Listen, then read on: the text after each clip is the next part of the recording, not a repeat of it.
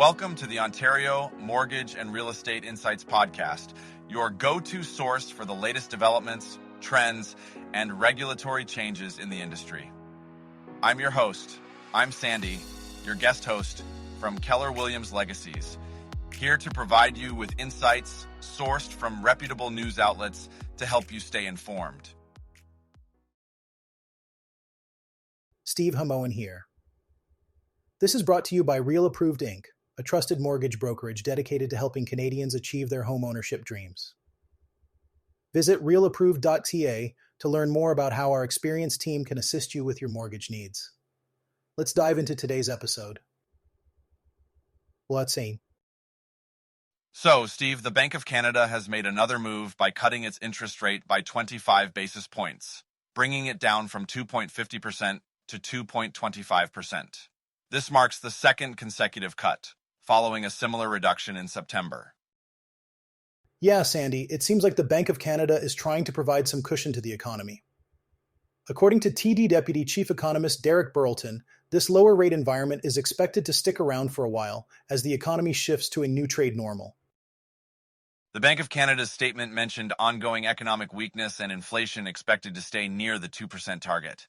The Governing Council decided to cut the policy rate to help the economy through this structural adjustment period. That's right, Sandy. Burleton also noted that the Bank of Canada wants to take out more insurance against a weakening job market. The unemployment rate has been inching up, and the recent Business Outlook survey showed soft hiring intentions and fragile consumer sentiment. For Canadians, a rate cut usually means relief on interest rates for various loans, including variable rate mortgages. It could mean more of their payments go towards the principal, potentially lowering the total payment. Exactly, Sandy. But for those with fixed-rate mortgages, the impact isn't immediate since these are often based on 5-year bond yields. The central bank rate cut doesn't directly affect them right away. Burleton suggested that we might not see another rate cut soon unless the job market deteriorates further. The current interest rate is already at the low end of the Bank of Canada's neutral range. It seems like the bank is playing it cautiously, Sandy.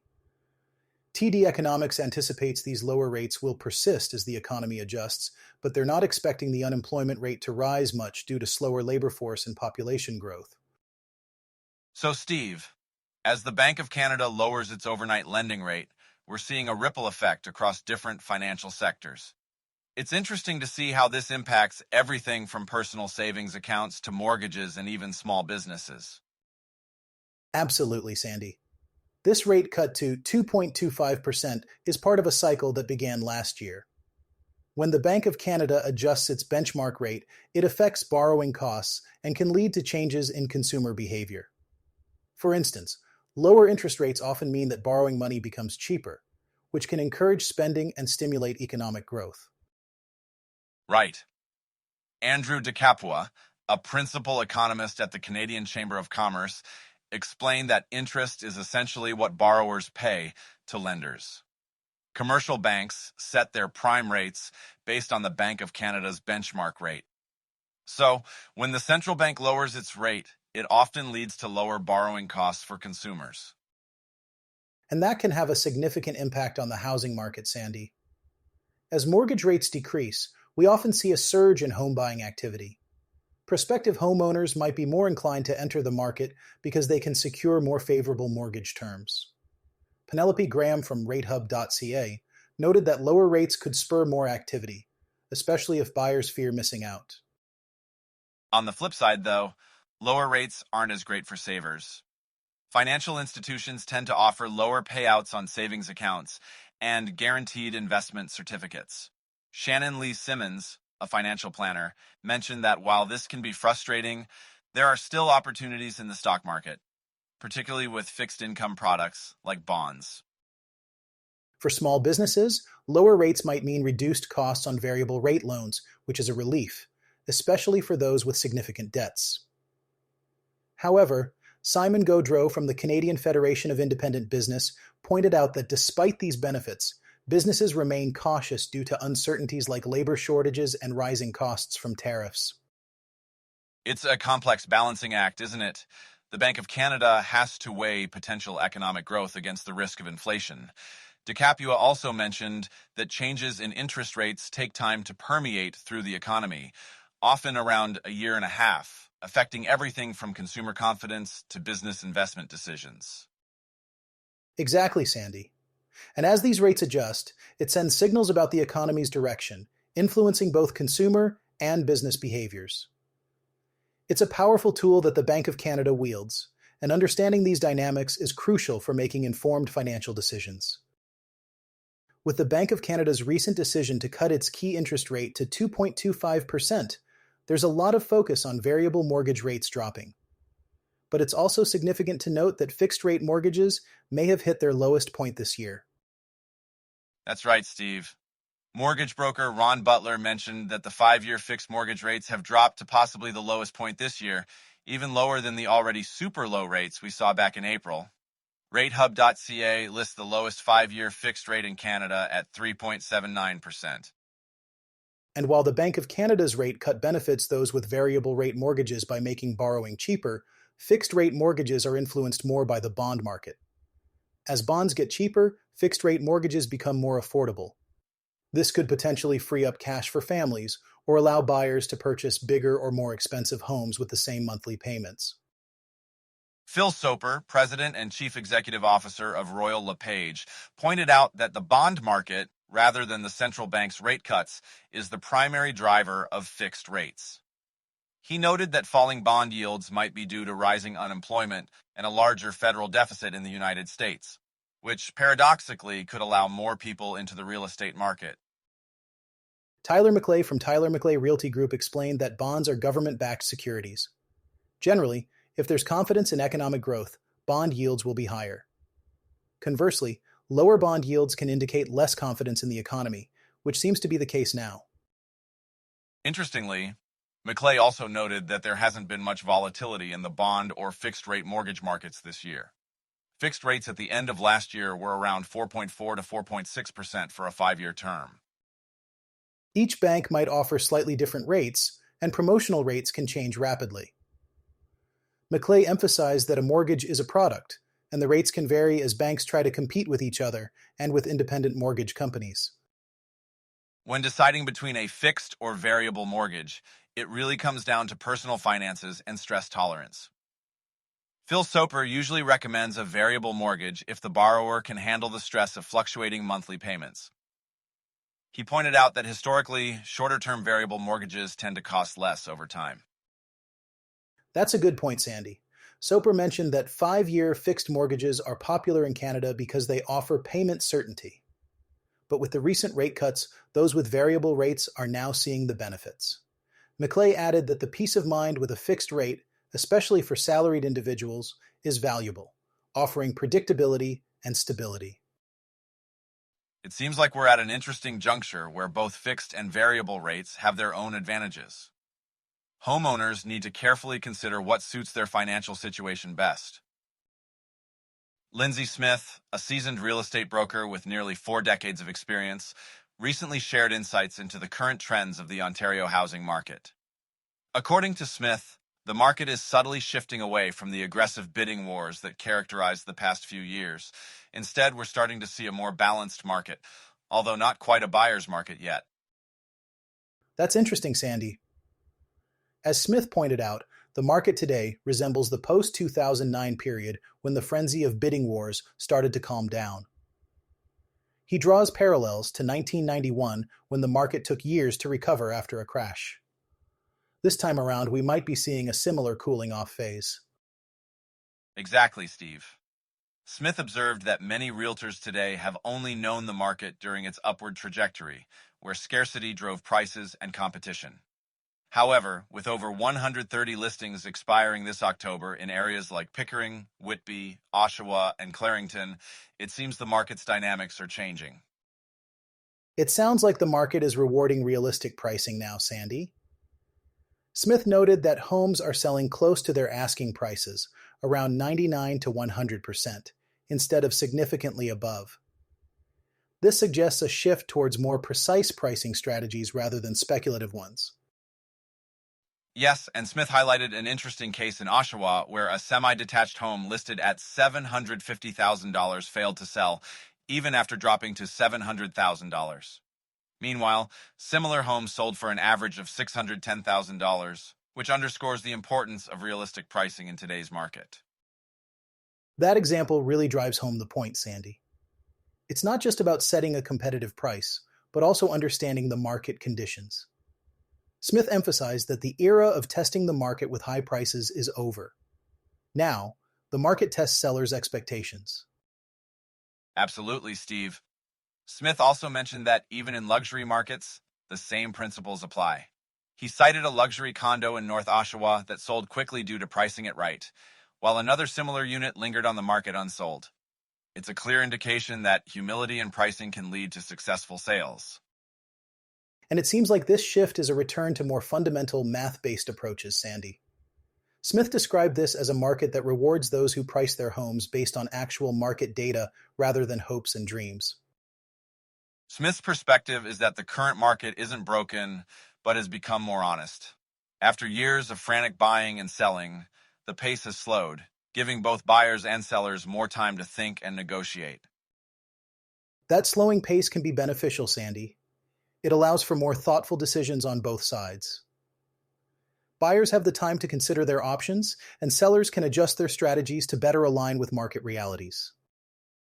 Smith summed it up by saying the market is now breathing rather than racing. It's a shift from adrenaline-fueled transactions to more measured, oxygenated ones, which could lead to a healthier market environment overall.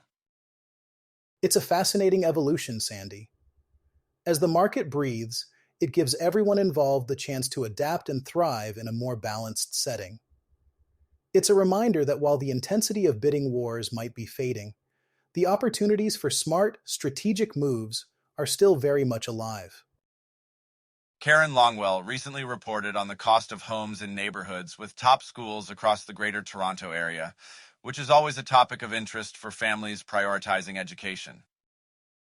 Absolutely, Sandy. The report from real estate platform Wahi highlights how living near a top-rated school can significantly impact home prices. It's a well-known fact in real estate that proximity to quality schools tends to boost property values.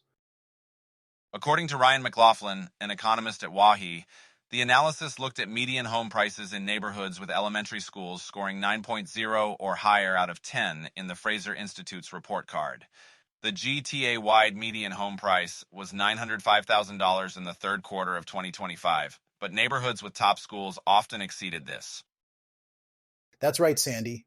The Church Yonge Corridor, home to St. Michael's Choir School, with a perfect rating, had a median home price of $570,000, which was below the GTA-wide median. This area is dominated by condos, which explains the lower price point compared to single-family homes. On the flip side, Moore Park in Midtown Toronto, known for its luxury single-family homes, had a median home price of $3,200,000. It's home to two top schools, Whitney Junior Public School and Our Lady of Perpetual Help. And out of the 63 neighborhoods with top schools, 41 had a median price of at least $1 million. This reflects the premium buyers are willing to pay for education-focused areas. But it's crucial for buyers to remember, as McLaughlin pointed out, that living near a top school doesn't guarantee enrollment due to capacity issues. Exactly, Steve. It's a reminder that while school ratings are important, they're just one factor to consider. Parents should also evaluate other aspects, like the school's programming, to ensure it fits their child's needs. It's all about doing thorough research, Sandy. The report from Wahi provides valuable insights, but families should consider multiple factors when making such a significant decision. Steve, Ontario's government has just announced a significant move aimed at easing homeownership costs for first-time buyers. They're planning to remove the full 8% provincial portion of the harmonized sales tax for newly built homes valued up to $1 million. This is being described by the Ontario Real Estate Association as much-needed relief for those entering the market. That's a notable development, Sandy. Kathy Poland, the president of the Ontario Real Estate Association, emphasized that this move aligns with their long-term goal of keeping the dream of homeownership alive. It's a step towards providing more incentives and pathways for first-time buyers, which the association has been advocating for. Absolutely, Steve. The province estimates that this HST cut could potentially put up to $80,000 back into the pockets of first-time buyers. It's a significant amount, especially for those making one of the biggest financial transactions of their lives. And it seems that this provincial relief could align well with the federal government's proposed phased reduction for homes valued between $1 million and $1.5 million. This could add up to an additional $24,000 in rebates for buyers in that range, depending on the final details of the legislation. The industry is welcoming these moves, Steve, but there are still affordability challenges that remain. While the tax relief is a positive step, some housing economists are pointing out that it might not be sufficient to tackle Ontario's chronic supply shortages and the rising prices that have been pushing homeownership out of reach for many. That's right, Sandy. Kathy Poland did commend the government for its efforts, but she also acknowledged that affordability is a complex issue. Factors like interest rates, supply constraints, and wage growth all play a crucial role in the bigger picture of housing affordability. Indeed, Steve. A recent report from Remax Canada highlighted how Canadian home prices have surged over the past 30 years, particularly in urban areas.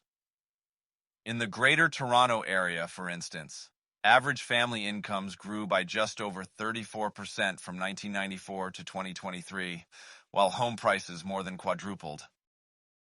And that disparity between income growth and home price increases is a significant barrier for first time buyers.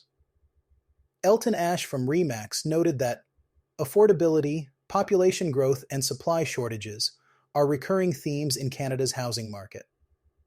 These pressures are felt across all major regions, even though each market has its unique challenges. It's a reminder that while tax relief is a step forward, addressing the broader affordability issue requires a multifaceted approach, considering all these factors. It's a complex challenge that needs ongoing attention from both policymakers and the industry.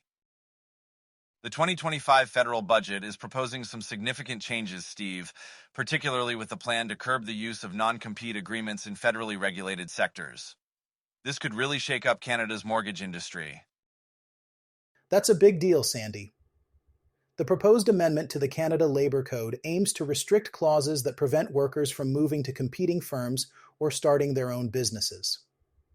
It's positioned as a pro-worker measure, but it could have profound effects on financial services, especially in the mortgage market. Absolutely, Steve. For lenders and brokerages, this means we might see a lot more staff mobility.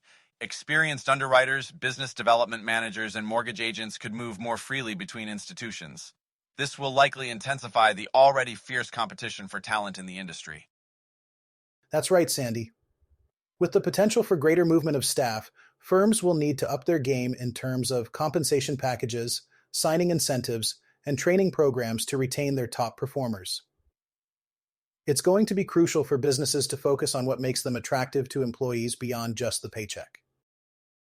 The removal of non-compete restrictions could also change how broker networks manage their teams and protect their business.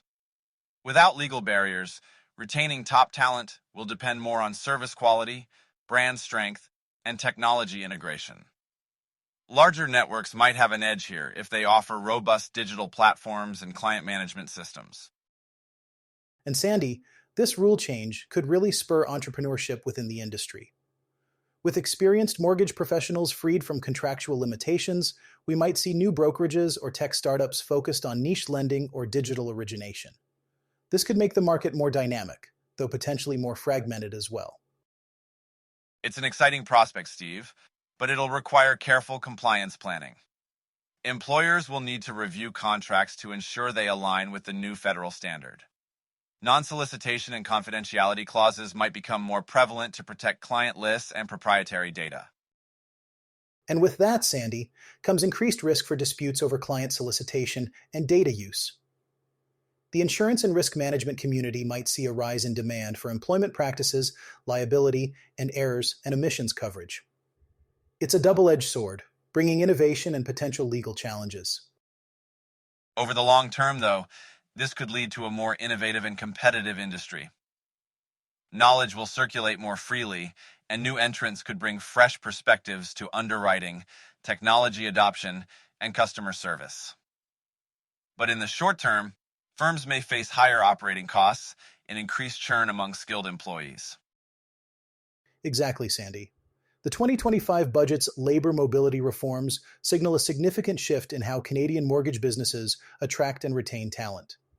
It promises a more open marketplace, but it'll reward those organizations that can combine a strong culture, advanced digital infrastructure, and disciplined risk management in this newly fluid environment. Sandy, there's a new development in the mortgage insurance landscape that could really benefit both brokers and clients in British Columbia. M3 Financial Group has teamed up with Manulife Canada to bring the Mortgage Protection Plan, or MPP, to the province through Simplinsure, M3's in-house insurance partner. That's a significant partnership, Steve. By offering Manulife's comprehensive protection insurance, M3 is equipping its brokers with a powerful tool. This is especially timely, considering the growing importance of providing seamless and portable mortgage protection for clients. Exactly, Sandy.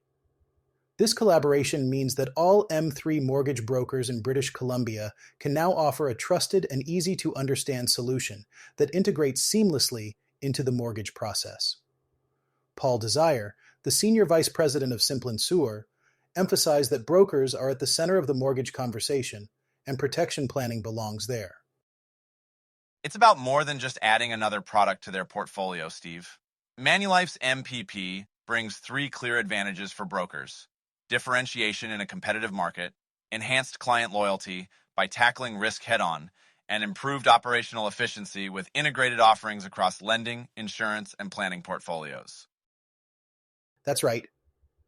Pamela Wong, the head of Affinity at Manulife Canada, highlighted that this partnership is about making a meaningful difference in the lives of Canadian homeowners. It's not just about expanding reach. It's about making mortgage protection more accessible and helping families feel secure through life's unexpected moments. And the features of the MPP are quite comprehensive. It combines life and disability protection in one package, offering security and peace of mind to clients, knowing their mortgage is covered if the unexpected happens. Plus, it offers immediate coverage, dedicated advisor support, and a simple application process. One of the standout features is its portability. Unlike traditional creditor insurance, Manulife's MPP coverage stays with the client even if they move or switch lenders, which is ideal for the broker channel. This flexibility is a huge selling point. Absolutely, Steve. It also includes flexible benefits like options to pay down debt in the event of death or cover payments during illness or injury. There are client-friendly extras too, such as a 60-day money-back guarantee, premium waivers for job loss, and terminal illness protection. Sylvain Hettu, president of Simplinsure, stated that this initiative is about giving brokers the ability to go further for their clients. By adding Manulife's MPP, they're not just focusing on mortgages, but on protecting their clients' family futures. It's a strategic move for M3, Steve. With British Columbia now live, this partnership underscores M3's commitment to equipping brokers with tools that strengthen both business and client outcomes. It's a win-win for everyone involved. Welcome back to the Ontario Mortgage and Real Estate Insights podcast. In today's segment, we're diving into the highlights from the recent Mortgage Professionals Canada's National Mortgage Conference. It was a significant event, bringing together over 1,400 industry professionals in Ottawa. That's right, Sandy. The conference was packed with insights and discussions that are crucial for anyone involved in the mortgage industry. From embracing new technologies to understanding economic trends, this gathering was all about preparing for the future. Absolutely, Steve. Lauren Vandenberg, the CEO of Mortgage Professionals Canada, emphasized the importance of creating spaces for dialogue and collaboration. She highlighted the strength and adaptability of Canada's mortgage community, which is vital as we navigate through these changing times. One of the key speakers, Sean Kanungo, brought a lot of energy to the event. He spoke about the agentic AI era and the value of human interaction in business. His point about trust being the ultimate currency really resonated with the audience, especially in an industry where personal connections are so important. And let's not forget Tessa Virtue's inspiring keynote. Drawing from her Olympic experiences, she talked about the importance of resilience and focusing on excellence rather than perfection. It's a message that resonates well with mortgage professionals dealing with constant change. Exactly, Sandy. The Economic Outlook session by Benjamin Tal from CIBC was another highlight. He warned of Canada's per capita recession, urging rapid rate cuts by the Bank of Canada to stabilize the economy. His insights on the housing market, particularly in Ontario and British Columbia, were eye-opening. Yes, Steve. Tal's analysis of the market being frozen with homes being too expensive to buy and not profitable enough to build was quite striking. It's a critical issue that impacts everyone from potential homebuyers to seasoned investors. The conference also featured panels on technology, compliance, and business growth, drawing large crowds. It's clear that the mortgage industry is keen on staying ahead of the curve, particularly with the rapid advancements in digital tools and platforms. Another significant moment was the Canadian Mortgage Hall of Fame Gala, celebrating leaders like Gord Winthrop, Frank Napolitano, and Joe Pinheiro. Their contributions have helped shape the industry and set high standards for future generations. Overall, the conference highlighted the resilience of borrowers and the mortgage market's ability to adapt. As Jason Ellis from First National pointed out, we've seen borrowers maintaining their commitments even as rates rise, which speaks to the strength of the market. Indeed, Steve. Mary Putnam from Canada Guarantee also shared how recent federal mortgage rule changes are helping first-time buyers. The introduction of 30-year amortizations has been a game changer, allowing more Canadians to qualify for mortgages. And the partnership between Habitat for Humanity and Mortgage Professionals Canada is making a real difference, helping more Canadians achieve home ownership. It's a powerful example of how the industry can give back to the community. As we wrap up, it's clear that the mortgage industry is at a pivotal moment. The insights and strategies shared at the conference will undoubtedly influence the path forward as we head into 2026. Thanks for tuning in to another episode of the Ontario Mortgage and Real Estate Insights podcast. We hope you found today's insights valuable as you navigate the world of mortgages and real estate. Before you go, a quick reminder. Real Approved is here to make your mortgage journey smoother. Whether you're buying your first home or refinancing, their experienced team is ready to guide you with personalized support every step of the way. Visit realapproved.ca to get started and take the next step toward achieving your home ownership goals. Catch you next time and stay informed with the latest industry insights.